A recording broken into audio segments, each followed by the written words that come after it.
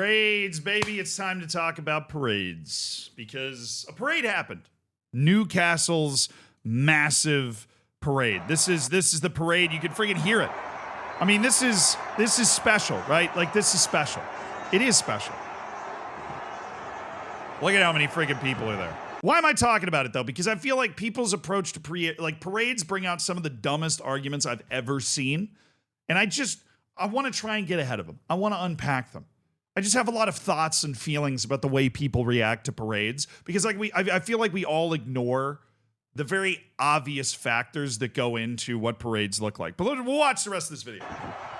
Look at that. They're filing in behind the bus. That's so cool. You're like walking as part of the parade.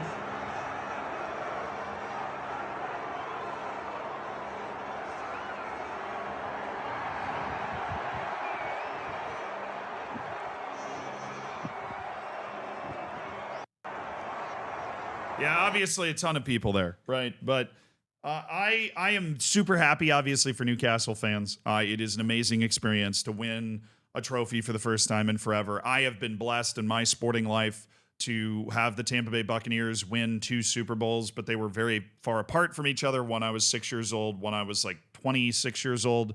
So I really got to enjoy and savor that second one, and it was special. My hockey team has won 2 Stanley Cups, 3 in my lifetime overall, but 2 in a row at one point.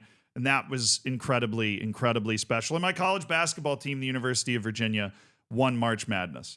For the first and only time in its history after suffering the greatest upset in the history of college basketball the year before. So even if you don't understand anything that happened, that hopefully resonates.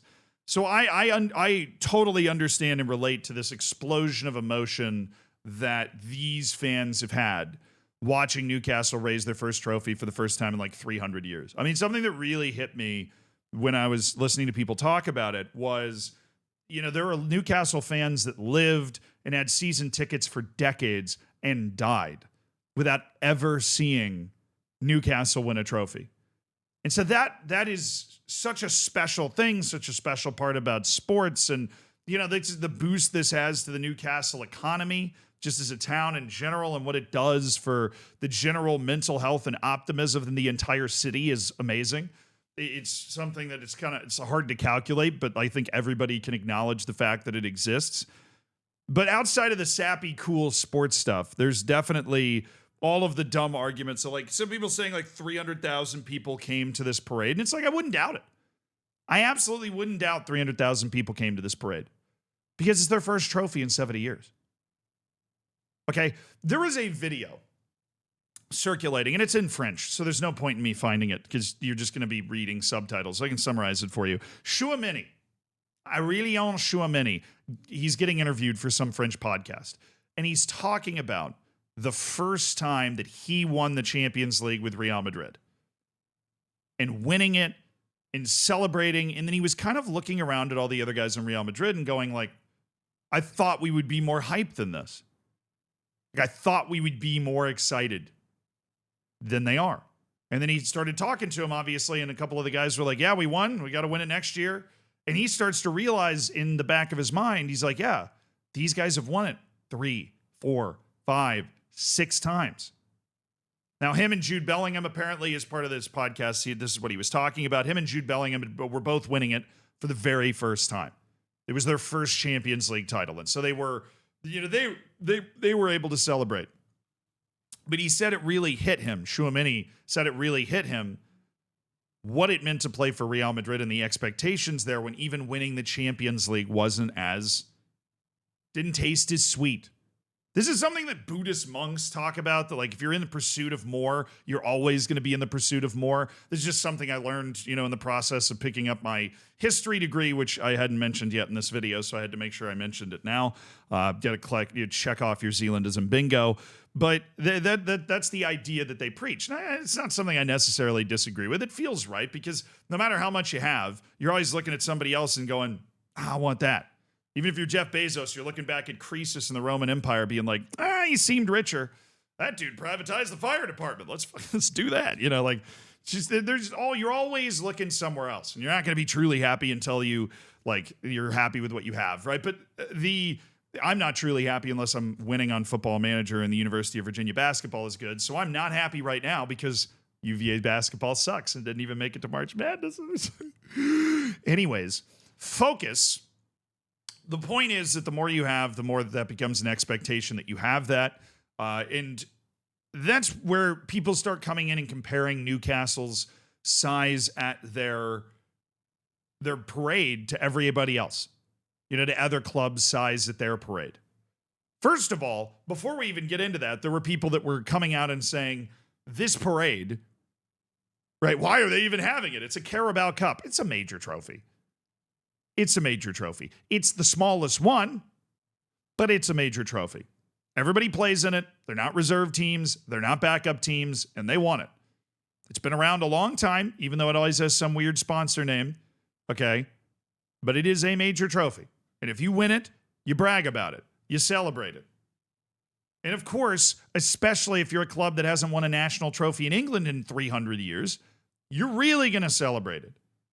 And I'm tired of everybody pretending like we don't know that that's the case. Like the one thing that happened in particular, which kind of always happens, is they compared it to Manchester City parades.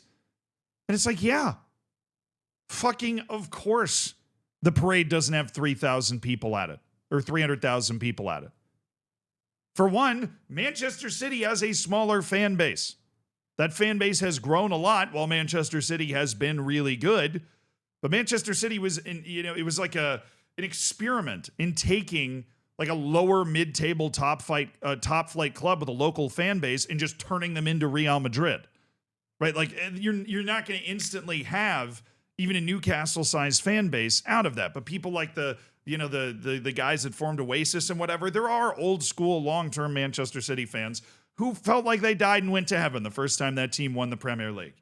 Right? But by the time you're getting to your 5th, 6th Premier League trophy parade, it's just not as big of a deal. So of course it's smaller. And I'm tired of everybody pretending like it doesn't make complete and obvious sense that, like, if you're a Newcastle fan anywhere in the world, I wouldn't have missed this for the world. If I was a Newcastle fan in the US, I wouldn't have missed this parade. I would have sold everything. Or that Drake meme, me after selling everything to see whatever in really expensive matches, just to be there for this. Because this is the moment. It's the only moment. Where other clubs, I've seen people compare it to like Liverpool's parades or whatever. These clubs win more trophies. When you win a trophy that you haven't won in a long time. When you win a competition that you haven't won in a long time, or when you win it really dramatically, or when you win it last second over your hated rival like Man City over Manchester United, or Liverpool finally conquering the Champions League after falling at the threshold, or finally getting that champion or Premier League after 30 years. Right? That's going to be the big deal. Right? And you get the same thing if Newcastle won the Premier League for the first time and, since Julius Caesar was conquering Gaul. Okay, but it's not like not every parade for every trophy is going to be 400,000 people and like the greatest assembly of humanity that anybody's ever seen. Let's just stop fucking comparing parades. It's never going to happen. There's always going to be these people. I just like to put out a little reminder every once in a while that it is obvious the reason the parades have different sizes. And it's, just is somebody that comes from a smaller sports market in the US, I'm always defensive of smaller fan bases. There are a lot less Tampa Bay Buccaneers fans than Dallas Cowboy fans or Baltimore Ravens fans or Philadelphia Eagles fans.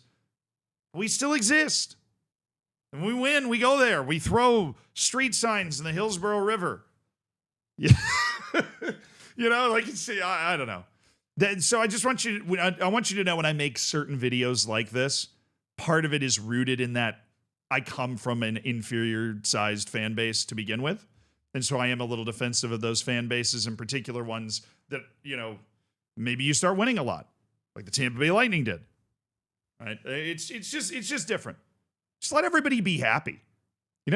Celebrate your team in your way. If you're a fan of a team, if you're a truly felt fan of your team, celebrate it in your own way. It's not like people at Liverpool's parades aren't happy they won another FA Cup. They are.